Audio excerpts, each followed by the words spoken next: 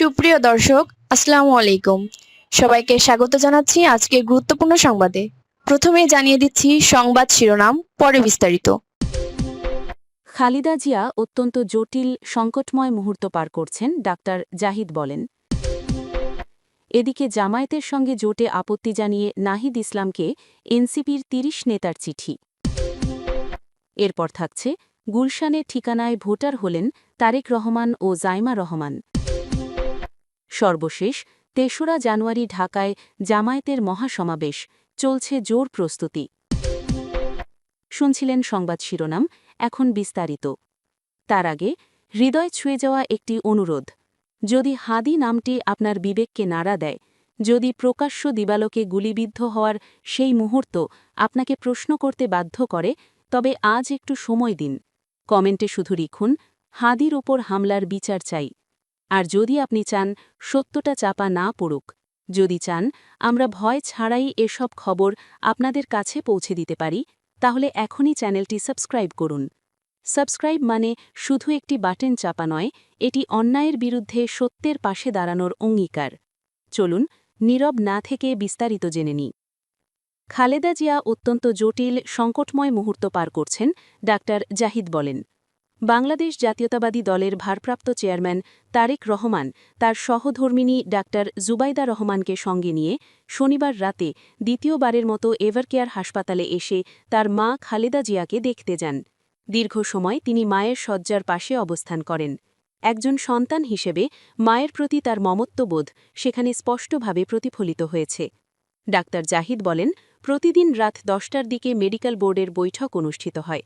ওই বৈঠকে ডাক্তার জুবাইদা রহমান সহ যুক্তরাজ্য ও যুক্তরাষ্ট্রের চিকিৎসকরা অনলাইনে যুক্ত থাকেন এবং দেশের অভিজ্ঞ চিকিৎসকরা উপস্থিত থাকেন।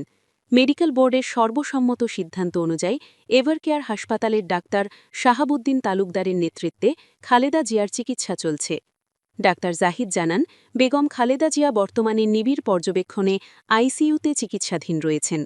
চিকিৎসকদের পরামর্শ অনুযায়ী তার চিকিৎসা কার্যক্রম পরিচালিত হচ্ছে এবং মেডিকেল বোর্ড সার্বক্ষণিকভাবে বিষয়টি তদারকি করছে। ডাক্তার জাহিদ বলেন, 1 মাসেরও বেশি সময় ধরে বেগম খালেদা জিয়া চিকিৎসাধীন রয়েছেন। গত 23শে নভেম্বর তাকে এভারকেয়ার হাসপাতালে ভর্তি করা হয়। ভর্তি হওয়ার পর তার শারীরিক অবস্থার অবনতি ঘটে। সে কারণে তাকে কেবিন থেকে সিসিইউ এবং পরে আইসিইউতে স্থানান্তরিত করা হয়। বর্তমানে তিনি আইসিইউতেই চিকিৎসাধীন। তিনি বলেন, আজ তার শারীরিক অবস্থার উন্নতি হয়েছে এমনটি বলার সুযোগ নেই। তার অবস্থা এখনও অত্যন্ত জটিল এবং তিনি একটি সংকটময় মুহূর্ত পার করছেন। চিকিৎসকদের সর্বোচ্চ প্রচেষ্টা এবং মহান আল্লাহর অশেষ মেহেরবানিতে তিনি যদি এই সংকট কাটিয়ে উঠতে পারেন, সেই কামনাই আমরা করছি। তিনি আরও বলেন, চিকিৎসক, নার্স ও অন্যান্য প্যারামেডিক্যাল স্টাফরা অত্যন্ত নিষ্ঠার সঙ্গে দায়িত্ব পালন করছেন। এজন্য তারেক রহমান ও তার পরিবারের পক্ষ থেকে তাদের প্রতি কৃতজ্ঞতা প্রকাশ করা হয়েছে। এ সময় দলীয় নেতাকর্মীদের উদ্দেশ্যে তারেক রহমানের পক্ষ থেকে ডাক্তার জাহিদ বলেন, এই হাসপাতালে ভর্তি অন্যান্য রোগীর চিকিৎসায় যেন কোনো ধরনের ব্যাঘাত না ঘটে, সে বিষয়ে সবাইকে সতর্ক থাকতে হবে। অপ্রয়োজনীয় ভিড় বা অতি উৎসাহী কোনো কর্মকাণ্ডের মাধ্যমে যেন হাসপাতালের স্বাভাবিক চিকিৎসা কার্যক্রম ব্যাহত না হয়, সে বিষয়ে নেতাকর্মীদের অনুরোধ জানানো হয়েছে। ডাক্তার জাহিদ জানান, বেগম খালেদা জিয়ার সুস্থতার জন্য তার পরিবার, বিশেষ করে তারেক রহমানের পক্ষ থেকে দেশবাসীর কাছে দোয়া চাওয়া হয়েছে।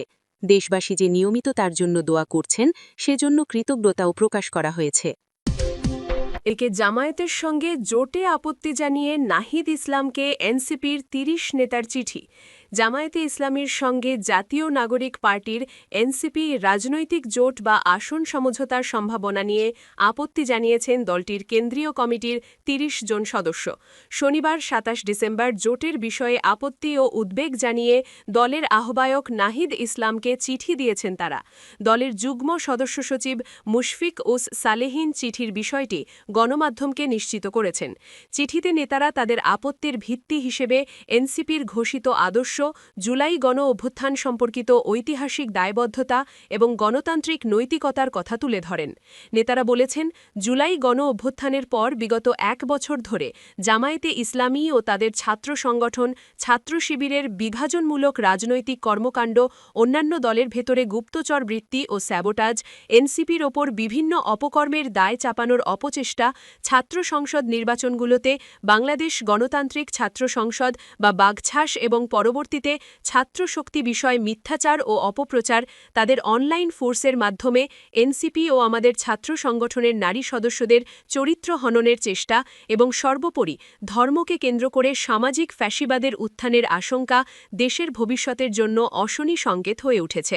জামায়াতের ঐতিহাসিক ভূমিকার উল্লেখ করে চিঠিতে আরও বলা হয়, জামায়াতে ইসলামীর রাজনৈতিক ইতিহাস, বিশেষ করে 1971 সালের মহান মুক্তিযুদ্ধের সময় তাদের স্বাধীনতা বিরোধী ভূমিকা, গণহত্যায় সহযোগিতা এবং সেই সময় সংঘটিত বিভিন্ন অপরাধ প্রশ্নে তাদের অবস্থান বাংলাদেশের গণতান্ত্রিক চেতনা ও আমাদের দলের মূল্যবোধের সঙ্গে মৌলিকভাবে সাংঘর্ষিক। এনসিপির এই নেতারা মনে করেন, জামায়াতে ইসলামীর সঙ্গে কোনো ধরনের জোট এনসিপির নৈতিক অবস্থানকে দুর্বল করবে এবং রাজনৈতিক বিশ্বাসযোগ্যতার ওপর এর দীর্ঘমেয়াদী নেতিবাচক প্রভাব পড়বে। নেতারা চিঠিতে উল্লেখ করেন, এর আগে দলের আহ্বায়ক নাহিদ ইসলাম ও মুখ্য সমন্বয়কারী নাসির উদ্দিন পাটোয়ারি একাধিকবার ৩০০ আসনে প্রার্থী দিয়ে স্বতন্ত্র নির্বাচন করার ঘোষণা দিয়েছেন। ইতিমধ্যে প্রায় ১,৫০০ মনোনয়নপত্র বিক্রি করে ১২৫ জন প্রার্থীর নাম ঘোষণা করা হয়েছে। এই অবস্থায় অল্প কিছু আসনের জন্য কোনো জোটে যাওয়া জাতির সঙ্গে প্রতারণা শামিল বলে তারা মনে করেন। চিঠিতে এনসিপির নেতারা আরও বলেছেন, আমরা অত্যন্ত আশঙ্কার সাথে লক্ষ্য করেছি, যখনই এই জোটের সম্ভাবনার খবর গণমাধ্যমের মাধ্যমে সামনে এসেছে, এর পরপরই আমাদের সমর্থনে থাকা কর্মী সংগঠক সহ একটা বড় সংখ্যক মানুষ আমাদের দলের প্রতি তাদের সমর্থন সরিয়ে নিতে উদ্যত হয়েছেন। যদি আমাদের সমর্থন করা মধ্যপন্থী এবং নতুন রাজনীতি প্রত্যাশা করা মানুষেরা সমর্থন সরিয়ে নেয়, তাহলে ভবিষ্যতে পার্টির মধ্যপন্থী সমর্থক ভিত্তি হারাব।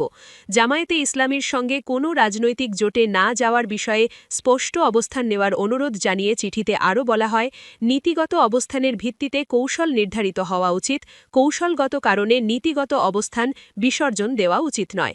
চিঠিতে স্বাক্ষরকারীদের মধ্যে রয়েছেন এনসিপির যুগ্ম আহ্বায়ক খালেদ সাইফুল্লাহ, যুগ্ম সদস্য সচিব মুশফিক উস সালেহিন, কেন্দ্রীয় সংগঠক আরমান হোসাইন, যুগ্ম আহ্বায়ক নুসরাত তাবাসুম, যুগ্ম মুখ্য সমন্বয়কারী খান মোহাম্মদ মুরসালিন প্রমুখ। সর্বশেষ, গুলশানের ঠিকানায় ভোটার হলেন তারেক রহমান ও জাইমা রহমান।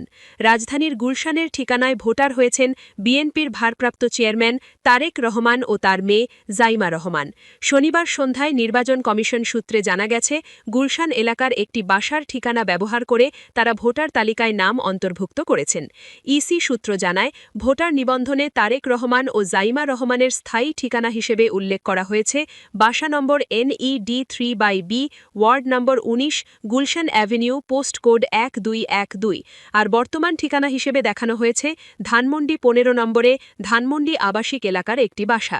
নির্বাচন কমিশনের তথ্য অনুযায়ী তারেক রহমান ও জাইমা রহমান ভোটার হয়েছেন ঢাকা ১৭ সংসদীয় আসনের আওতাধীন গুলশান এলাকার ঢাকা উত্তর সিটি কর্পোরেশনের ১৯ নম্বর ওয়ার্ডে।